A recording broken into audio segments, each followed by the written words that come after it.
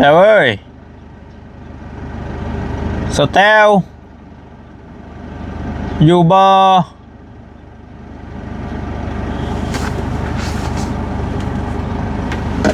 สแตวเอ้ยอยู่เฮือนอยู่บ่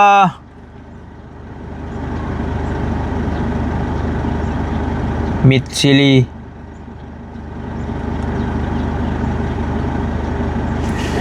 คือว่าบริล็อกประตูนะ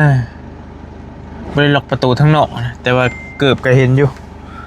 เดี๋ยวเบิ่งจังหน่อยก่อนได้ยินเสียงอยู่เอาอยู่เนาะ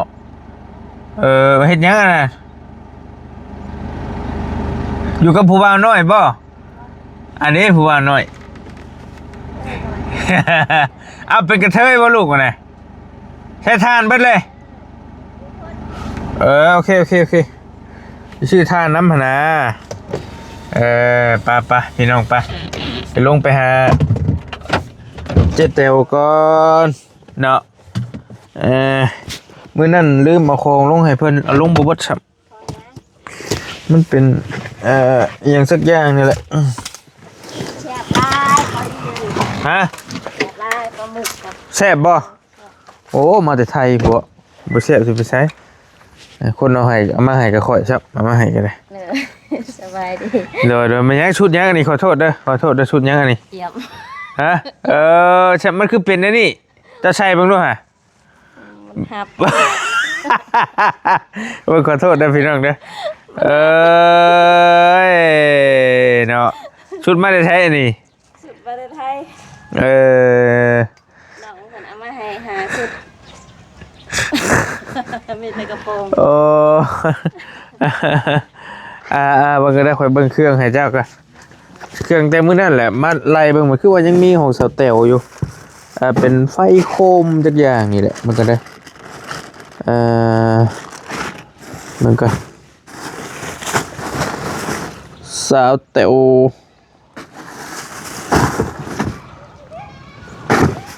ดูว่าอ่านผิดบ่ดูว่ามีอยู่นะนี่ดิไฟโคมอาจจะลองแก้ไปเป็นไฟโคมเลยไปห้ามไปเติมเสียงสว่างอีกไว้เจ้าเนียงเบิ่งพักเบิ่งอย่างนี่แล้วโอ้มาติไทยไปหุ้งข้างในเบิ่งกลางคืนนี่เจ้าสิน้อยอายุแต่ว่ามันมันเป็นเบิ่งคักหุ้งเบิดเลยทีมีเนี่ยลืมมาให้มันบ่แม่นลืมแล้วเฮาหาบ่เห็นเปิดมึงดูนี่มองแดงๆฮะมันเป็นเวิร์กไหนนี่เวิร์กใหญ่นี่เลยเห็นป่ะใส่ชุดยังลึกๆแค่ลูกอันนี้โอ้โหนิดหน่อยอันนี้ขอโทษด้วยกินข้าวกินน้ำแล้วบ่เลยกินแล้วเวเอาอันนี้มาให้เพิ่นก่อนพี่น้องเลยเพราะว่าเมื่อนั้นคนบ่เห็นเดี๋ยวสิมาซื้อทานซอยเราก่อนเดี๋ยวเมื่อเฮือนเองอันนี้ลุงใช่ลุงเหรอได้บัดลุงลีเด้พี่น้องอันนี้คักแต่เครื่องปลูกเครื่องพังแล้วหั่นแหละอันสแตลเต็มเบิดเลยตัวนี้หักกระปุกเนาะโดยมีหยังได้ขยำขยี้แท้มีผักกับนายมะแตงกำลังเกิดบ่ให้มีหน้าบ้านเลยนะเลยเอาเลยก็ได้โพหน้าบ้านนี่ปะเลยปลูกกันของกินต้องมาก่อนกระเมนอยู่มันของพวกนี้มันโบเสียหายเขาหื้อได้เลยเดี๋ยวมันกะนะเอามาของเมย์ก้อยไปเด้อลูกเด้อเอาไปไว้เอาไปแม่ไปเอานมไปแม่แกะนมให้ไปแม่แกะนมให้ไปเบ้อให้เลยทานอยู่พี่เนาะเลยเอาให้ได้แท็กซี่สอบบ่ลายใหญ่ฮะคือรถเขาเลยได้บ่ได้จะรออยู่ออกก็ได้เลยบริษัทซื้อมาเฮือนเองนี่ซื้อมาใส่เอง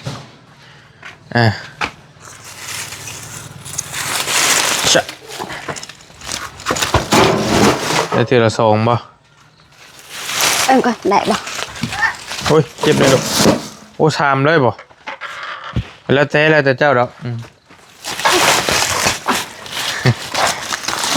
ว้าโอ้มาได้ลูกมา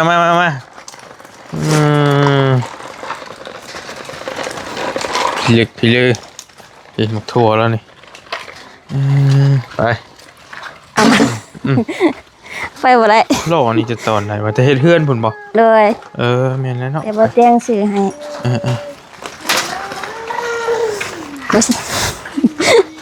ค่อย บ่เป็นจ้ะค่อยไปค่อยมาปุ๊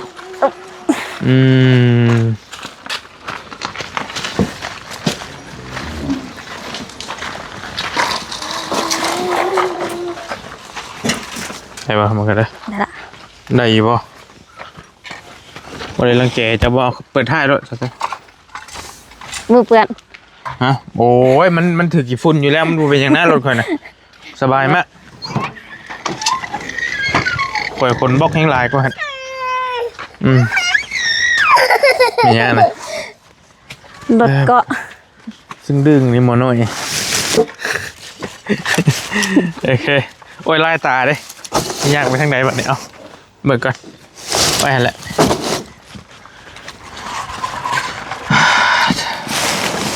จะบริพาตัดไฟอย่างไรเนาะบ่โอเคยันว่าตนิมุนมันเป็นอะไรก็ได้นะไม่มีปัญหาดอกผู้บ่าวเก็บมุนผู้บ่าวเลยตัวสอนผู้บ่าวว่าเฮ็ดทานไปจักดอกบ่เขาจะเก็บอายเพิ่นจ้างจ้างผู้บ่าวเก็บบ่ซั่นดอกเลยจ้างผู้บ่าวหน่อยเก็บสเตลนี่ผู้บ่าวน้องผู้บ่าวน้อยอีกเด้มาบรรยากาศอยู่หน้าวัดเนาะพี่น้องบรรยากาศก็ฮ้อนๆนี่มันบ่หนาวขึ้นบ่ได้ขึ้นบ่ได้จะชุกไปโลดฮะไปโลดบ่เป็นหยังมีปัญหานะแต่ยังมันดำสิบอกนะโค้ชสุดจังซี่นี่ฮะไปโลดบ่มีปัญหาไปโลดเจ้าโอเคโอเคมีหอยเสาอันนี้หั่นบอลลี่อยากลืมล่ะสร้างยาวแล้วเห็ดเนาะแม่นบ่สร้างลุงยาวเฮานี่บ่นี่บ่แม่นบ่วะแม่นเลยแม่นโอเคตอนนั้นก็แม่นเนาะ2อันเราเห็ดเนาะตอนนั้นไม่สร้างโอเคตอนนั้นไม่สร้างเลยแต่ว่าตอนนี้น่ะของพอยาวพอสร้างยาวเฮานี่แหละกับกำแพงเนาะของเราเนาะเลยบ่อยากจื้อปานใดมันเหิงแฮงเลยสีไม้ลายมือเราได้นี่พี่น้องมีแต่เล็กบอลี่หั่นแหละขี้เมียงกินหมดละเล็กเล็กมันเหลือจากหยังฮะข่อยก็ลืมบอลี่ซื้อผู้ใหญ่เพิ่นว่าให้เฮ็ดกำแพงข้างหน้าเอาอยู่ใส่หาเบิ่งฮะเห็นแล้วไปมาแม่ลูกรถชนได้มาเด้อลูกมาเชี่ยชี้อยู่มาชี้อยู่โทรศัพท์ชี้โอ้ยโอ้ยไม่ใช่ตาจะเมื่อยเด้ล้างมือกันล้างมือกัน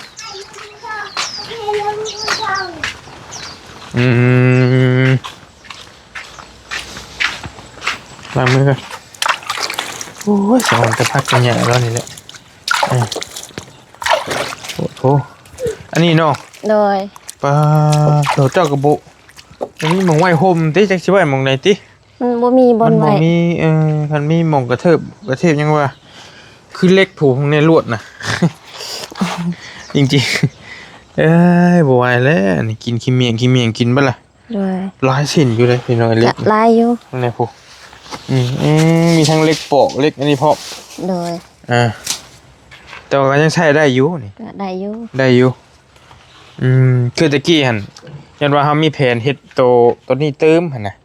เฮ็ดกำแพงตัวนี้อ้อมมานี่เติมแต่แล้วบัดนั้นมันงบมันบ่มีมันเบิดแหละก็เลยโจ๊ะๆเงียบๆไปมาพี่กันฮ้อนได้มื้อนี้นั่งแดดบ่ได้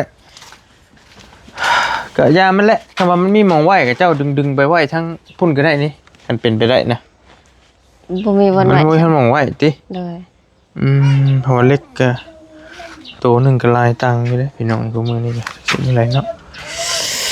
เฮ้ยจะปลอดภัยอยู่ที่อยู่นี่ก็บ่ได้มีสัตว์งูงี้ก็ธรรมดาอยู่บ่ช่วงนี้ บ่เห็นเฮิงแล้ว เพราะว่ามันกับบ่ตเนาะมันช่วงชิลอยเข้ามาอยู่เลยเบิ่ง หกทางหลัง แต่ย่านอ ป ยู่ ระตูเพิ่นทางให้ทางหลังเพิ่น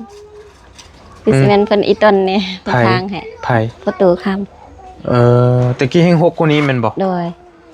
เพิ่นทางฮอดเพื่อนแม่ตู่ อ่า เพิ่นทางหอบหมด ก็มันมีตะข่ายนี่ได้นี่พี่น้องมันก็เลยอย่างอันนี้นี่มันมีตะข่ายดึงไว้นี่แต่ว่าคันมีกำแพงมันก็สิปลอดภัยกว่านี้หลายเติบอยู่งูมันก็สิบ่อยากลอยปานใด ไปเบิ่งทางหลังบ่ ฮะ เอามาหุงมากินบ่ เอามาหุงเมื่อกินบ่ให้ก็เอาอยู่ไปเพราะว่าข่อยก็จ้างสร้างเฮ็ดเฮือนอยู่เฮ็ดปรับปรุงบ่แม่นเฮ็ดเฮือนเฮ็ดห้องน้ำ เลย ปรับปรุงห้องน้ำใหม่ห้องน้ำมันหลายปีแล้ว จุดเอาขี้เหงื่อ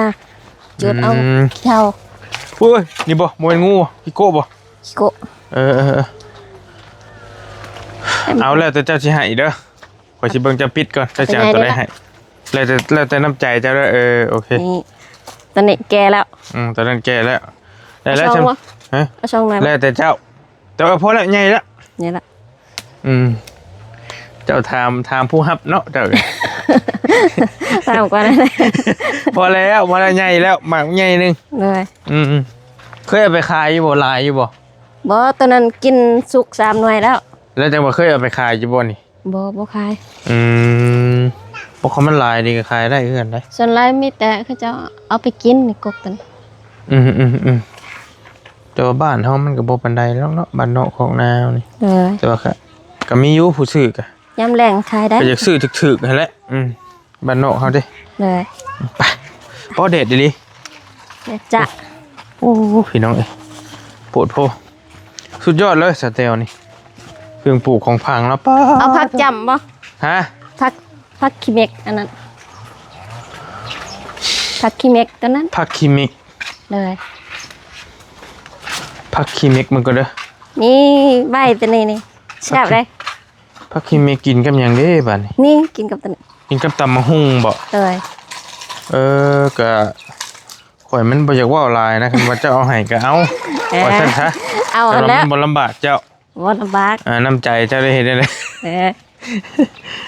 เอาลองเบิ่งมันเข้าได้บ่มันเข้ายากระยะ บ่ได้ เป็นแต่หมุนได้อยู่บ่คือหกแท้มันก็ ได้เบิ่งก่อนมันได้งาม บ่เจ็บบ่ยาเบิ่งชงเหี่ยวสิชงมึงนี่พี่น้อยคนเพิ่นน่ะเพิ่นหากระตื่นนอน อันนี้จะเฮ็ดผู้เดียวเจ้าเลยเนาะถ้าแตวเนาะ โดย เพราะว่าช่วงที่เพิ่นอยู่กับบ่าวพรหันเฮาก็ยังบ่ทันเห็นหั่นนะเพราะว่าต้นนี่ก็ยังบ่ทันตัดครับ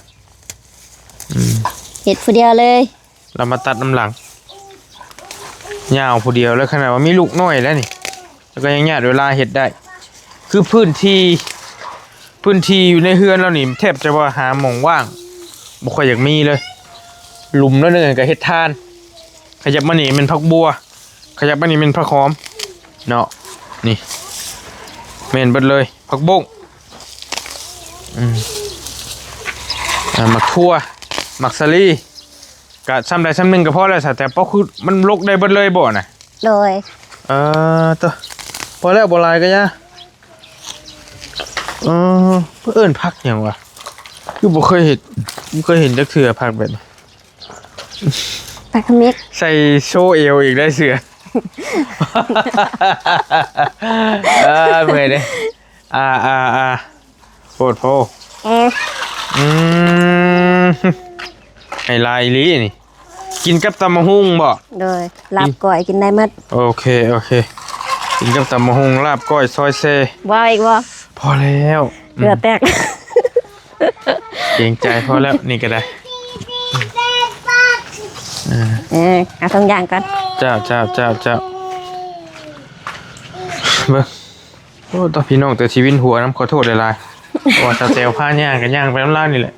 เขามาเบิ่งอยู่ในก่อนยังบ่ได้มีหยังเติมบ่โอ้สิเบิดแล้วเนาะเครื่องกันเนาะ โดย โอ้ยก็จะขาดจะขายนะพี่น้องอันนี้ก็ขอโทษเจ้าขายบ่ ขาย ขายคือกันน้องไม่ดองนี่กะ โดย เท่าไหร่อันนี้ขอโทษเด้อ ถึง10,000 ช่วงนี้หันยังบ่ทันได้ขายดอกยำเล่งพุ่น ช่วง เละ ช่วงนี้มีแต่เขาจะติดนี้ เอาคือกันบ่ เขาติดอยู่ เออแต่ว่ามันช่วงนี้มันก็ยังพอมีหน่อไม้ใหม่อยู่นะ โดย เห็นเขาเจ้าขายอยู่นำทางกับพี่น้องแต่ว่ากรณีช่วงพุ่นละเดือน3เดือน4เป็นมันสิบ่เริ่มบ่มี เลย ก็จะมาหาซื้อนำเราแบบนี้นะหวยทีเลยเฮ็ดเองเลย เฮ็ดเองเลย คือนี่เฮ็ดเองมันเลย มันบ่มีบนหอยสิเล็กก่อน อันนี้ก็เครื่องค่าเครื่องขายแล้ว มีทุนบ่หลายว่าซั่นมีครีมนำนี่ สิหมดแล้ว อันนี้ดีจังวะเสน่ห์ผิวใส แตง ห โม อมจับใจโลชั่นแตงโมอันนี้ลดรอยสิวขาดน้ำก็ค่อยลูกโอ้ยตกใจเลยบัขอโทษด้วยสเตลด้วยบ่ได้เข้ามาแต่เฮิงเลย โดย ป้าที่เธอถูกหน่อไม้นี่ได้อยู่ประมาณ3 เซน4 เซนครับบ่กลัวถุงละ10,000เด้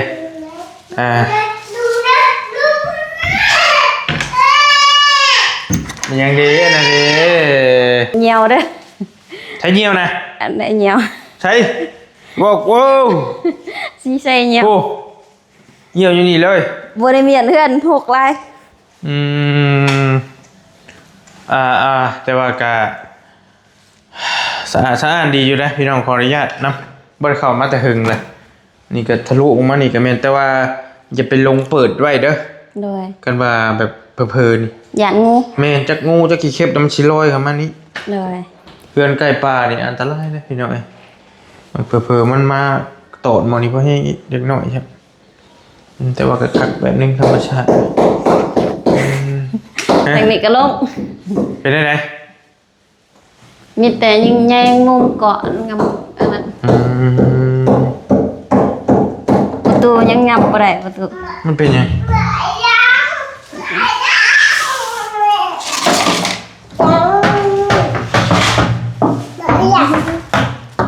ประตูอันนี้ มันเป็นยังไง งับบ่ได้ มันงับบ่เข้าบ่ เลย เพราะอันนี้มันสนิมกิน ทำยังเอ้า ขี้เมียงกินแล้ว เบิ้ง ค่อยมือเงียว เอา สัตว์ลายตาน้ำเจ้าได้ไปนั่งนอกพอวันนี้ไป ไป หายอีกได้เตียงนี่กระทดในนี้เนาะไผก็ซื้อมาให้ค่อยบอกซื้อไผบ่มี เจ้าแนวบ่เตียงแน่ บอลลี่ได้ซื้อมาให้อันหนึ่งเนาะคือว่าอันหนึ่งนี่แหละ ซองบ่ บ่อยากจื้อกันได้เฮิงปีปลายแล้วแต่ดินเน่เรามาคุงให้ เบิ้งแม่เอ้ย เวลาผ่านไปก็ดื้อคือเก่าเนาะหำเนาะเจ้าเนาะกลัวเก่าอยู่บ่จักเบิ่งนี่ กูเก่า อ่า แต่ละมือมาแต่อยากได้รถ หลอกเลย สิให้เขาก็ให้บ่ได้เล็กน้อยบาดสิว่าเลย นี่ว้า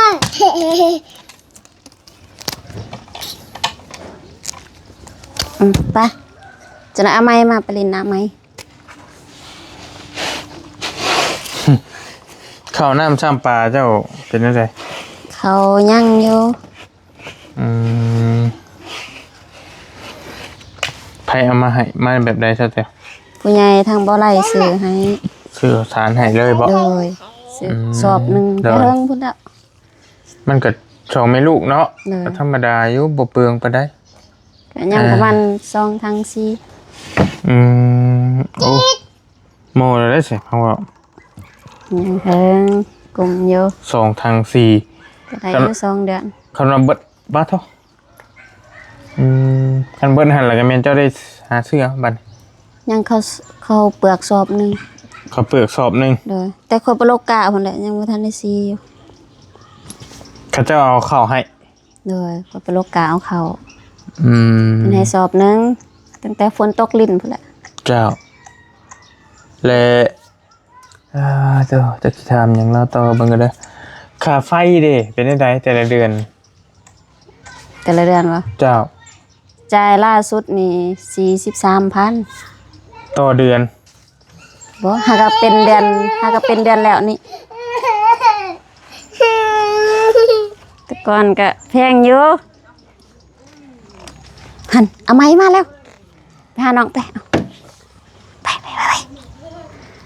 หันย่างน้ำก้นเท้า นี่ เอาย่าง โอ้ อึ้ง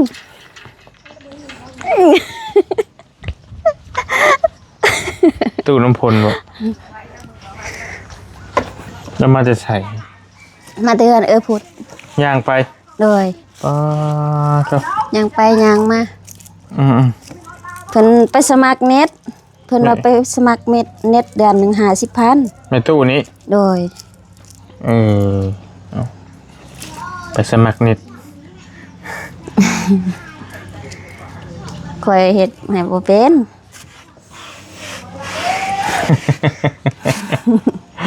เอ้ยเนาะอันต่อเรื่องค่าไฟนิดนึงตะเก้าเดือนเท่าไรซะแตวข่อยก็ยังบ่ได้ถาม 60ปลาย70ปลาย80ปลายก็มี อืม แต่ละเดือนบ่คือกัน แต่ว่าการใช้ของเจ้ามันก็สิบ่ต่างกันที่แต่ละเดือนเนาะ ต่างหลาย ต่างบ่ โดย เจ้าใช้หยังไง แต่ละเดือนมัน ก็เนี่ยติ เขาเก็บหลาย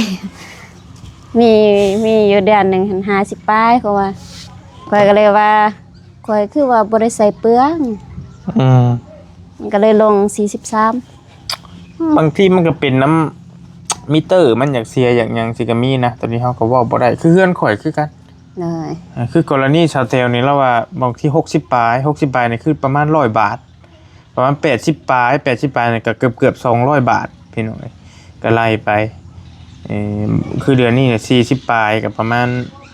80บาทบ่หรือเท่าใดนี่ประมาณนี้ราวๆนี่เนาะแต่ว่าบ่ได้ทันฮอดแสนจักเทื่อติ แต่ก่อน มีฮอด ก่อน บ่ เส้นปลายก็มี โอ้ยโอ้พี่เอ้ยรถไถเต็งอ๋อชนเล็กน้อยบาทเดียวแล้วนี่เลนน้ำทางนี่ครับ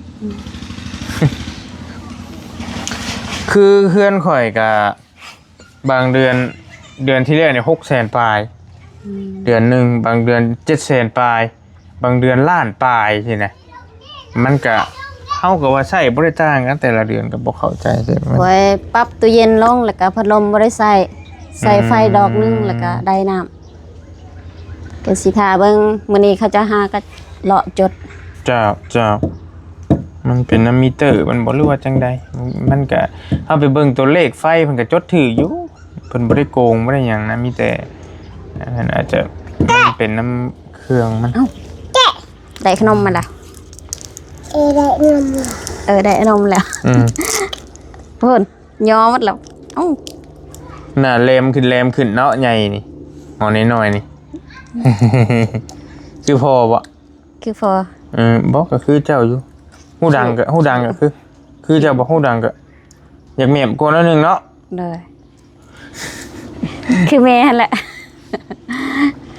ลูกแม่ แต่ว่าคือพ่อส่วนหลายเพิ่นว่าผู้ชายคือพ่อเนี่ยบ่ค่อยได้อยู่นํกัน คิวนี่คือ คิวคงอรชร คิวโกงอรชรกักเกลีรอขอโทษเด้อสาแตวอย่าว่าฉันว่าซี่เด้อ เลย ขอถามเรื่องเก่าหน่อยหนึงกับเบาอันนี้ได้เป็นจังได๋เบาพรบ่ได้ติดต่อกันบ่ ตัวนี้จบแล้ว บ่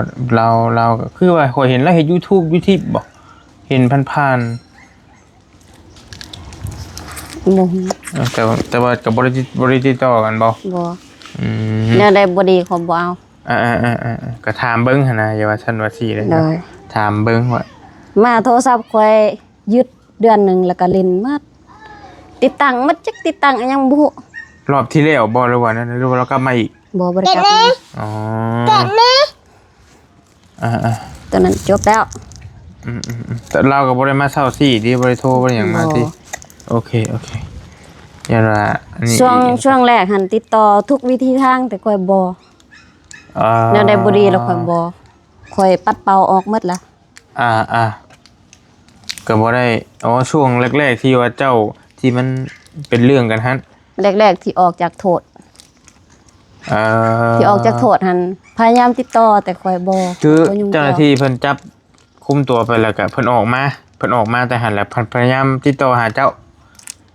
แต่ว่าบ่ได้มาฮอดเฮือนบ่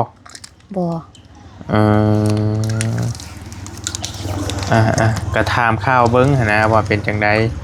ข้อยก็บ่ได้ถามแต่หึงแล้วว่ามันจบแล้วบ่หรือว่าแนวใดแล้วทุกอย่างจบ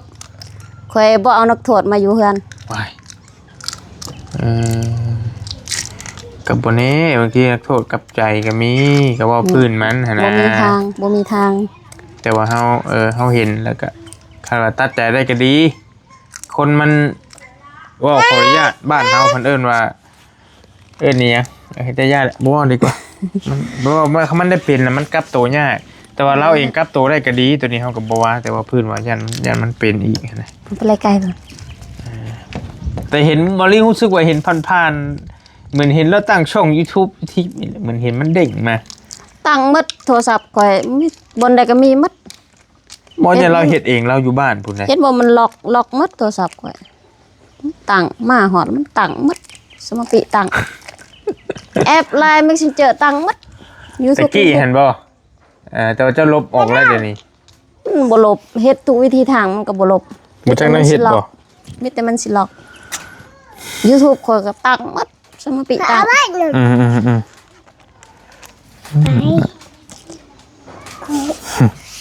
ไว้นมขอโทษสันในตัวเองยังบ่จือ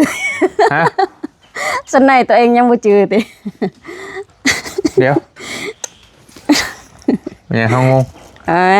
เฮาเผลอเบิ่งนี่หน่อยนึงกินว่าคนบ่ดีแล้วมันก็บ่ดีหมดขนาดสลิปตัวเองยังบ่จือแล้วนะบ่พอนะชงน้อยตัวเองยังบ่จือแม่กางเกงในเราไปลงบ่โนเอาอะไรสิเดอบารสิโกอบารสิเกเบิ่งลุงสิเอานี่ให้ไปเปื้อนมาแล้วนี่อันนี้เบิ่งสิรอเพิ่นอันนี้สิหนุ่มอ่ะจักเอาไปสิหนุ่มบางสิรอเพิ่นจับมาจับมาโอเคเอาไว้นึงเอาเบิ่งได้ดอกขนมถุงนึงเหลือไปเอาไปไว้ไปโอ้จะมันฉลาดแท้โอเคพี่น้อยก็ดีแล้วก็บ่ได้มีหยังที่ช่วงนี้ก็ธรรมดาเนาะเจ้าก็ทำมาหากินอยู่เฮือนอยู่ชานนี้เฮ็ดพอได้กุ้มปะกุ้มท้องเราก็ได้สิหนุ่มปะจะมาจังไปเอาล่ะจังไปนั่นซื้อสบู่แม่เก็บเอาสิเก็บเอาฉลาดไม่ฉลาดแปลโทรศัพท์ปาดเบิ้งลุงสิเอาค่าทานให้เด้อเท่าไรว่าให้ค่าทานให้เจ้าใครชอบเท่าไรก็ไปลืมเลยอันนี้ให้เด้อ28,000 กีบคูณ4,112,000แต่ว่าค่อยให้เส้นหาเด้อบ่ทอนก็อย่าขอบใจเอาไว้ซื้อขนมให้เบิ่งครับคิดซะว่ายาละบ่ว่าละให้เกินนั่นแหละโอเคแล้วฝากเจ้าขอมุกขอบใจเมย์เพิ่นน้อยนึงแน่เพิ่นฝากโคมมาให้เมย์พุ่นนั่นแหละเมย์จะดีอยู่ฝั่งไทยเด้อฝากโคมมาให้อันนึงพอได้ไปเยืองไว้ส่องเด้อเพิ่นเบิ่งคลิปอยู่บ่เพิ่นเบิ่งอยู่นี่เพิ่นเบิ่งอยู่เพิ่นเบิ่งอยู่แคบหมูเอาแคบหมูให้มื้อน่ะเลยขอบคุณหลายๆเด้อแม่เด้อขอให้แม่อยู่ดีมีแฮงเจ็บอย่าให้ได้ความไข้อย่าให้มีปรารถนาสิ่งใดขอให้สมความหมายปรารถนาเด้อขอให้เฮงๆปังๆร่ำรวยตลอดปีตลอดไปรักษาสุขภาพนำเด้อแม่เด้อนาวแล้วเจ้าคือฮอดคิดถึงคือเก่าเจ้าหลายสาโดยก็สบายดีเจ้ากันเนาะโดยชั่วมื้อนี้ก็ธรรมดานอนรับฝันดีอยู่หรอว่าโดยพ พยายามเฮ็ดให้ชีวิตดีขึ้นบ่อยากให้ผู้ใหญ่เพิ่นผิดหวัง อืมก็พี่น้องหลายคนก็ว่าบ่อยากให้สเตลพาเอาผัวเด้อว่าซั่น เด้อ บ่รีมาถ่ายคลิปเซลเพิ่นมื้อนั่นแหละถามเรื่องผู้บ่าวน้อยว่าซั่นจังซี่นะพี่น้องก็ว่าบ่ทันพาเอาก็อย่าถ้าเป็นไปได้อดเบิ่งก่อนตอนนี้ก็ห้ามกันบ่ได้พี่น้องเอ้ย ลม แล้วแต่เรา ได้อยู่ลมกันได้อยู่แต่บ่เอาบ่พอ ห้ามฟ้าห้ามฝนห้ามคนหักกันบ่ได้เลย ก็เบิ่งกันไปเนาะแต่ว่าเราเองก็เข้าใจอยู่ก็อยากหาคนมาสั่งมาสาหั่นแหละก็ดีแล้วคันว่ามีคนหักคนแพงก็เอ้าบ่สิเป็นหยัง คันดีก็เอา ย่านมาแล้วสิมั่ง อืม มั่งทุกอย่างก็บ่เอาแล้ว เอามาสั่งใครอยู่แค่นั้นอย่ามามั่งเนาะ เอามั่งหมดก็ไฟสิดังไฟยังบ่มีทับทิ่มหมด ยันเบิดอยู่พักเจ้านี่ค่อยว่า ยันสิ นี่ เบิด นี่อัน ดัก ข้าง หัว ข้างทั่วเจ้านี่ เมื่อพื้นกันเจอคนบ่ดีหั่นนะอย่างนี้ก็เว้าอันนี้ดอก บ่อยากมีแล้วก็ไฟสิดังสิหนึ่งเขายังบ่มีก็ไฟเขามี2อัน3อันทับทิ่มหมด อืม จนบ่มีกาแฟดึงเขา อันลงสลิปน่ะเจ้าว่านี่เป็นไปได้บ่พรเจ้าว่าลงไปเห็นสลิปเจ้าบ่ บ่เพิ่นว่าสลิปบ่ได้นี่เพิ่นสลิปผู้บ่าวมา สิว่า สลิป ปานนั้น อันว่าขอโทษสลิปตัวเองห้อยไว้แต่ก็ยังหลงว่ะ เลย มาเห็นเอาสลิปไผสลิปผู้บ่าวเจ้าบ่สิบ่เออ เห็นห้อยตีนตัวเองยังร้อนอีก โอ้ยหาก็ได้ยินนี่แหล้วว่าลีก็ได้เนาะยังบ่เคยเล่าให้ไปฟังนะเบิ่งนี่แล้วก็ครั้งแรกแล้วนี่แต่แถวบ่ลีก็หาก็สิได้ยินแล้วว่านี่อืมโทรศัพท์ยังเคยเอ้าโทรศัพท์ห่างบ่ ห่างแล้ว เออ โทรศัพท์ห่างแล้ว โอเคลุงไปป้าเด้อมันสิค่ำเด้อ เด้อ แต่จังว่ากันเด้ออยู่ดีมีเฮง เด้ เด้อ อ เลี้ยงง่ายใหญ่ไว้เด้อหำเด้อโอ้ดื้อคือเก่าแฮงดื้อคือเก่าใหญ่ไปเลย เอา อ่า ฝากทีมงานเลี้ยงช่วยละ บ่ไหว้แล้ว ทุกมื้อนี้ก็เลี้ยงช่วยละ บ่ไหว้ยอมน้ำเพื่อนน่ะก็พอแห้งน่ะดื้อนี่เลยโอเคเด้อสเตลเด้อ เด้อ สบายดีอยู่ดีมีแฮงร่ำรวย มีแฮง ไปป้าก่อนพี่น้องไอ้สิไปเวียกต่อบริกะแวะมาเยี่ยมทางเราเนาะ ขึ้นสิปนบ่ บ่ไปเนี่ยนี่แหละดงเห็ดนี่เลยดงเห็ดนี่ เลย โอเคเดี๋ยวจะว่ากัน